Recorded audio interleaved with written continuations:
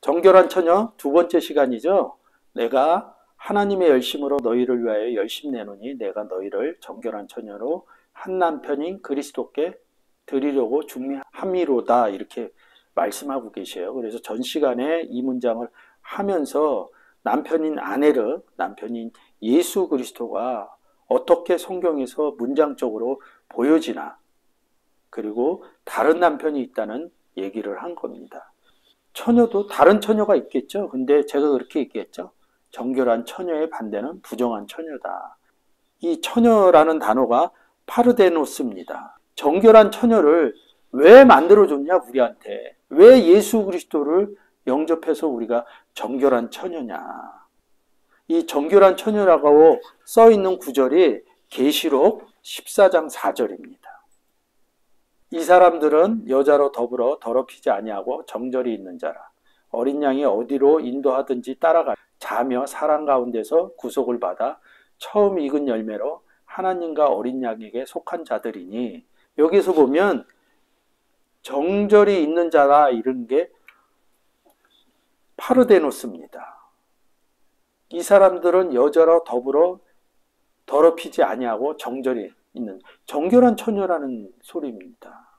이 정결한 처녀, 이 여자, 어린 양이 어디로 가? 어린 양이 누굽니까? 예수 그리스도잖아요. 예수 그리스도를 영접한 사람 얘기를 하는 겁니다. 근데 이런 것들이 생각이 안 나면 계시록 1에서 뭐 이상한 얘기하는 복음 전하는 얘기예요. 제가 그러잖아요. 계시록은 복음 전하는 얘기라고. 심판의 장이라고요. 요한복음 3장 16절, 17절, 18절, 17절에서 그 독생하던 아들을 영접하면 구원을 받는 거고요. 18절에서 심판을 받는 거예요. 영접하지 않으면. 그 내용을 다른 식으로 계시록에서 쓴 겁니다. 이 여자가 복음 전하는 어린 양이 어디로 가든지 어디로 인도하든지 따라가며 자며 이렇게 얘기하는 겁니다. 복음 전하는 내용입니다. 그래서 여기에서는 정절이라는 단어를 파르데노스, 정결한 처녀, 처녀라는 단어예요. 정절이 있는 자라 이런 건 예수 그리스도가 있는 자라 이렇게 얘기하는 겁니다. 그래서 그 다음에 어린 양을 쓴 겁니다. 왜 우리를 정결한 처녀로 만들어줬나 이거죠. 마태복음 1장 23절 볼게요. 보라 처녀가 잉태하여 아들을 낳을 것이요. 원문으로 바로 처녀가 파르테노스 이렇게 얘기합니다. 처녀가 그러니까 이거 누구 얘기예요? 마리아 얘기죠. 성경을 볼 때 역사적으로 보는 시점이 있고요. 현실적으로 보는 시점이 있습니다. 성경은 많은 역사적인 인물이 나오지만 우리 얘기를 볼 수 있어요. 우리 안에 예수 그리스도와 하나님이 있으니까 우리 얘기로. 우리가 잉태한다는 게 뭘까요?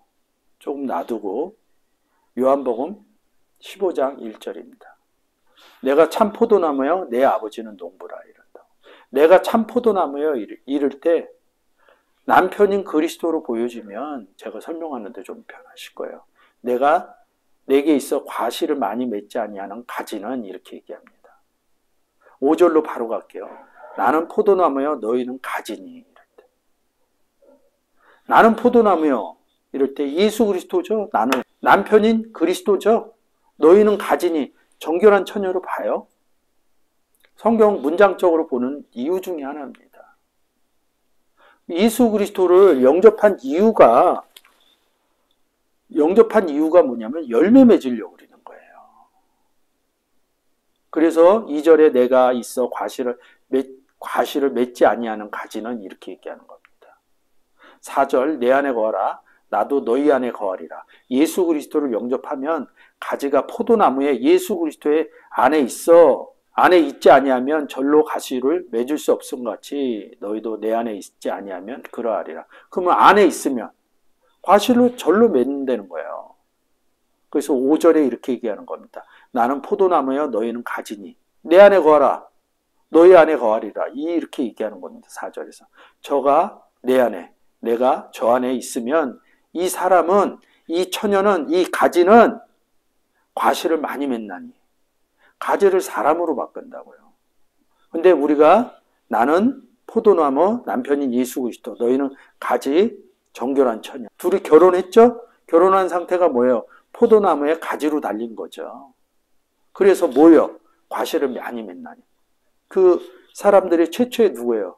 예수 그리스도의 제자고 바울이라고요. 바울이 전도 여행해갖고 포도들 많이 만들어냈잖아. 전도 여행을 해야지 포도를 만들어내죠. 과실을 많이 맺는다 이렇게. 우리가 복음을 전해서 예수 그리스도를 영접시킨 사람은 뭐라고 그래요? 태의 열매라고 그런다. 그러면 열매 부분이 다르잖아요. 또 가서 예수 그리스도를 전해서 그 사람을 정결한 처녀로 만든다고. 그러면 얘기들이 조금 달라지는 거죠. 예수 그리스도를 영접한 이유는 우리가 첫 번째 구원받았다 이런 의미가 있어요. 그리고 두 번째 구원받아서 아버지와 함께 있다. 임마누엘이 있다. 이 얘기입니다. 죄사함을 받았다 하는 거죠. 죄사함을 받고 나서 무엇을 하느냐. 이 부분이 열매를 맺는다 이런 부분으로 보는 거예요. 성경에 거의 다는 이 열매 맺는 얘기를 써놨어요. 예수 그리스도와 아버지하고 함께 있는 상태에서 열매 맺는 얘기를 써놨다고요. 그렇게 보여지면 성경이 많이 풀리고 많이 보여집니다. 아, 그래서 이렇게 움직이는구나. 예수 그리스도는 복음의 여행을 안 떠납니까? 북이스라엘로. 갈릴리 바닷가로 가서 누구 만납니까? 제자들 만나잖아요. 그리고 이쪽에서 얘기하고 건너편으로 건너가고. 뭐 하신 게 뭐 있어요? 복음 전한 것뿐이 없잖아요. 바울의 생애도 복음 전한 얘기뿐이 없죠. 늘상 얘기하지만 세상 사는 얘기를 안 합니다. 돈 버는 얘기 안 합니다. 근데 바울이 복음 전하기 위해서 천막 지었다고요? 천막은 집이에요, 집. 하나님 집 지었다는 얘기입니다. 그 단어를 쫓아가면 성전 단어로 나와요. 오직 복음만 전했어요. 돈 벌었다는 얘기 없습니다. 사람들이 장막 치는 일을 했다니까 일하는 건 뭐예요? 복음의 일이거든. 집을 줬다는 거거든요. 하나님의 집을. 하나님의 집을 진다는 것은 예수 그리스도 전해갖고 이 사람이 성전이 됐다는 거예요. 누가복음에서 예수가 엄마하고 헤어져서 엄마가 다시 와서 뭐라 그래요? 성전에 있는 걸 보고 아이야 왜 여기 있느냐 그랬더니 성전에 있는데 내가 아버지 집에 있어야 될지 알지 못합니까? 이렇게 얘기를 해요. 그러니까 단어에서 천막이라는 건 집이거든요.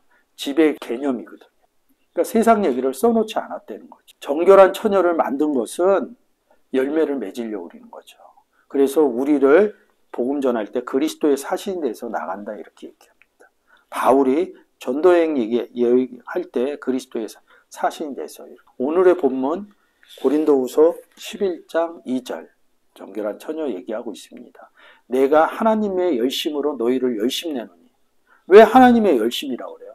내 안에 하나님이 계시니까. 예수 그리스도가 계시니까. 근데 요한복음 14장 10절에서 뭐라고 그래요? 예수 그리스도께서 내게 이르는 말이 내가 하는 것이 아니라 내 안에 아버지가 계셔 그 일을 한다 이렇게 얘기를 합니다. 우리는요. 마태복음 10장 20절에서 뭐라 합니까?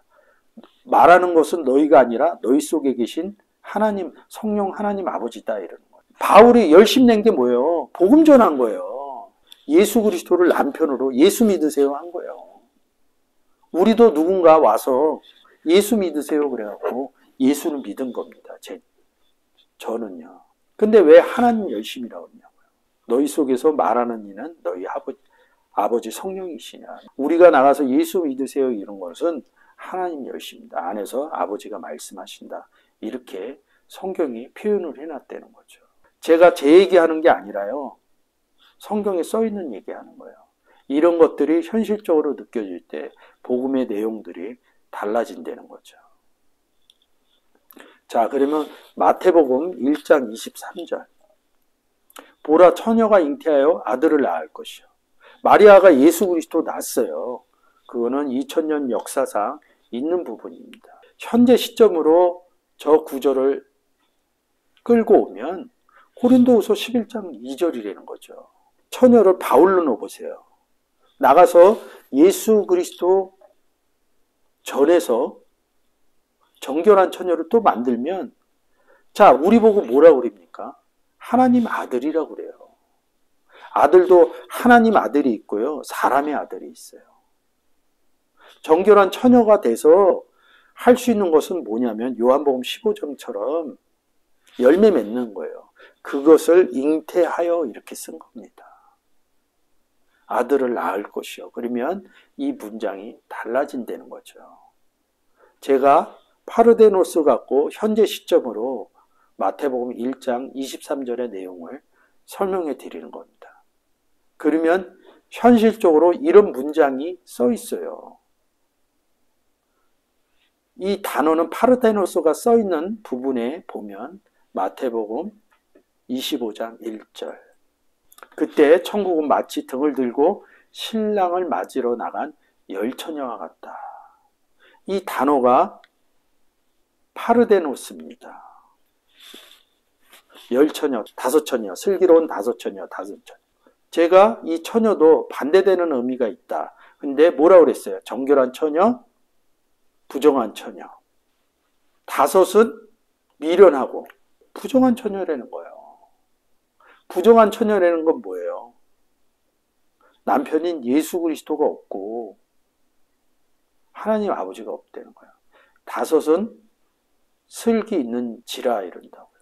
정결한 처녀 얘기하는 거거든요. 미련한 자는 등을 가지되 기름을 가지지 아니하였고 슬기 있는 자들은 그릇에 기름을 담아 등과 함께 갔더니 이런다고요. 그릇, 우리는 그릇이니 로마서에서 얘기합니다. 신랑이 더디옴으로 다 졸며 잘세 이른다. 밤중에 소리가 나되 보라 신랑이 로다 맞으러 나오라 하며 이에 그 처녀들이 다 일어나 등을 준비할세.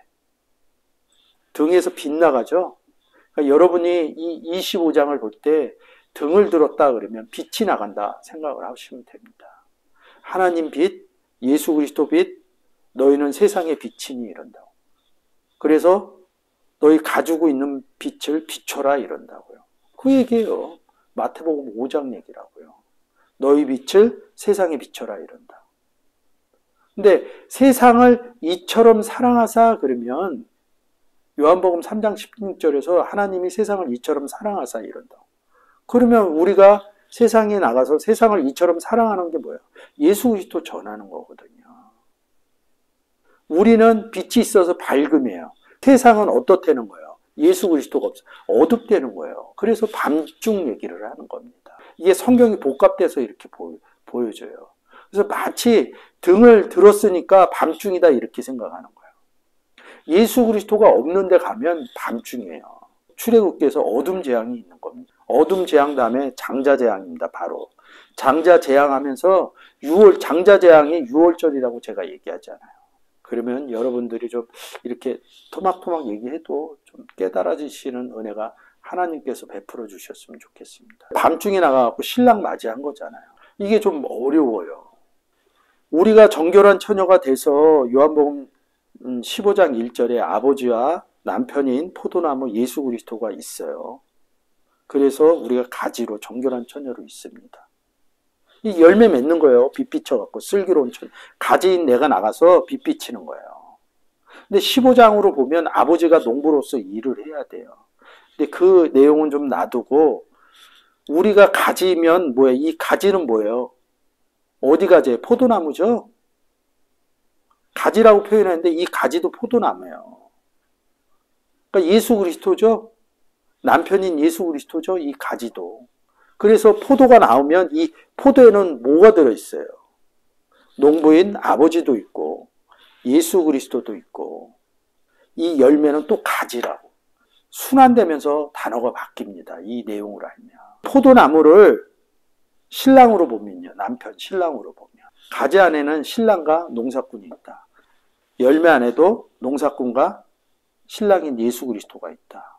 이런 부분으로 보면 왜 신랑을 맞으러 나갔는지. 밤에 신랑은 남편이죠. 근데 밤이니까 아까 전 시간에 설명한 것처럼 다른 남편이죠. 다른 남편인데 새 남편을 맞이한 거예요. 그러니까 새 신랑과 같이 있는 상태를 얘기를 한 겁니다. 그래서 밤중에 신랑 맞으러 나간다는 거예요. 어느 신랑? 옛 신랑. 옛 신랑 맞은 거예요. 신랑이라 그러면 그냥 예수 그리스도를 신랑으로만 얘기합니다. 그래서 전 시간에 옛 남편 얘기해 준 거예요. 근데 이 신랑하고 어디 들어가요? 신랑하고 옛 신랑하고 어디 들어가냐고요. 혼인잔치에 들어가고 문은 닫힌지라 합니다. 신랑이 오므로 예비했던 자들은 함께 혼인잔치에 들어가고 이런다. 슬기로운 처녀와 혼인잔치에 들어갔다 이거예요. 혼인잔치가 뭐야? 중매했다는 거예요. 그러면 이 사람은 새 신랑을 맞이한 거라고. 옛 신랑이 없어지고 옛 남편이 죽고 새 신랑, 그 얘기가 함축되어 있는 거라는 거죠. 성경이 이런 부분을 이해하려면 좀 시간이 걸립니다. 그래도 뭐 여러분들한테 말씀드려야죠. 이 얘기가 뭐냐? 전 시간에 얘기한 요한복음 4장 우물가의 여인 얘기하고 같은 거예요. 이 같은 내용이 보여지면 여러분들하고 많이 달라집니다. 그러니까 이 정결한 처녀가 얘기하는 것은, 정결한 처녀, 슬기로운 처녀가 뭐예요? 밤중에 간다는 건 복음을 전하러 간다는 거예요. 옛 남편, 옛 신랑한테 등을 비춰서 예수를 영접하는 사건이에요. 그래서 혼인잔치에 들어갔다는 거예요. 고린도후서 11장 중매하렴이라 혼인잔치 얘기하는 거 아니에요. 그 안에는 예수 영접하는 것을 혼인잔치라고 합니다. 그래서 계시록에 어린 양의 혼인잔치 이렇게 얘기하는 겁니다. 왜 어린 양의 혼인잔치라고 해요? 예수 그리스도를 넘겨주니까 정결한 처녀가 돼서 결혼한 거예요. 그래서 어린 양의 혼인잔치 이런다고. 사실은 우리의 혼인잔치거든요. 근데 우리의 혼인잔치는 한 번 있거든. 어린 양의 혼인잔치는 복음 전할 때마다 어린 양의 혼인잔치가 생겨나는 거죠. 신랑이 더디 온다 이렇게 달라지는 거죠. 복음 전하는데 좀 시간이 걸렸다 이런 얘기로 보시면 됩니다. 그러면 정결한 처녀가 하는 행위는 뭐냐 이거지. 요한복음 15장에서는 열매를 나는 것이고 마태복음 25장에서는 뭐예요?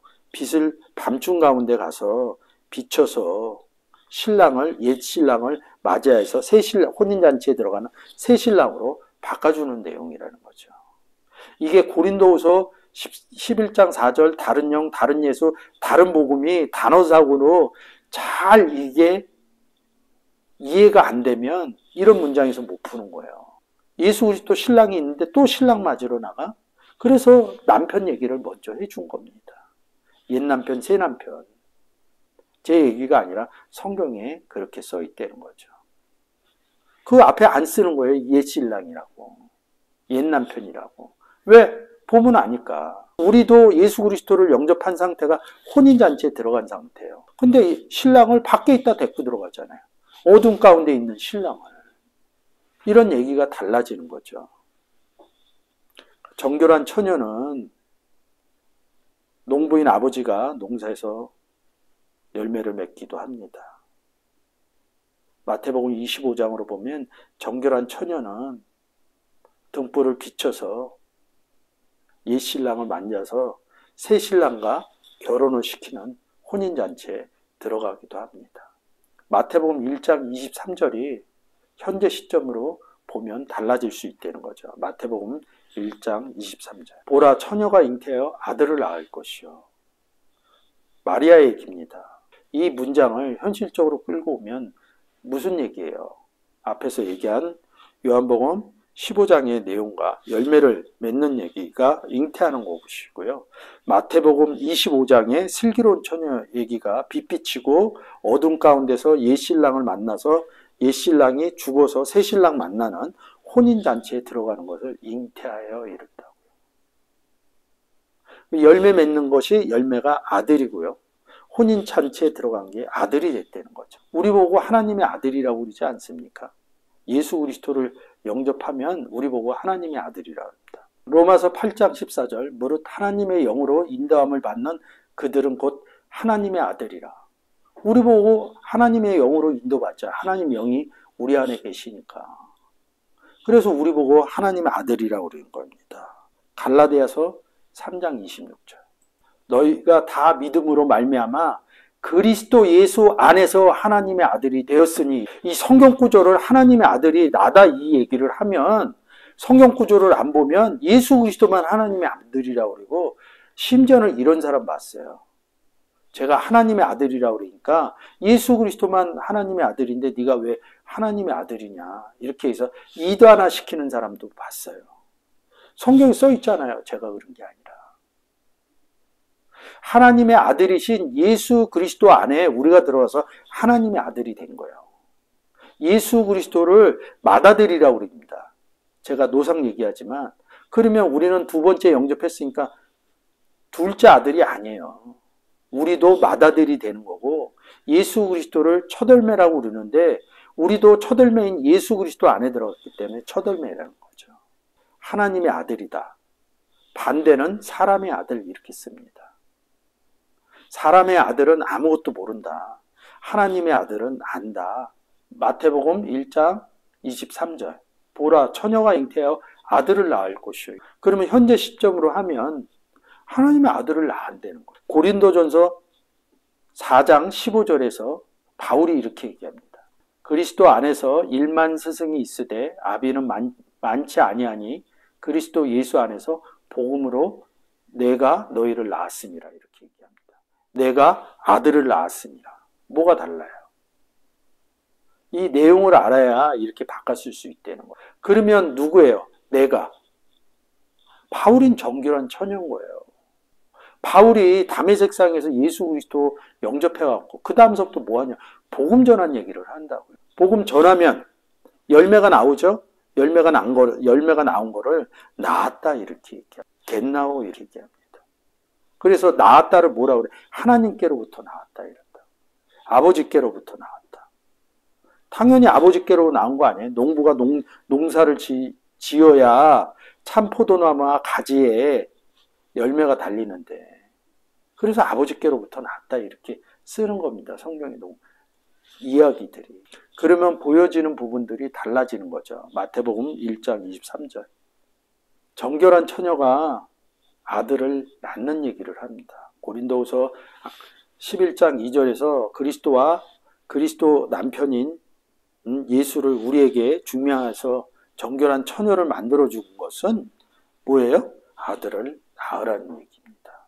정결한 처녀는 아들을 낳을 수 있는 사람이라는 성경의 구원의 이야기이면서 복음 전함의 이야기입니다. 정결한 처녀는 복음을 전하여 아들을 낳습니다.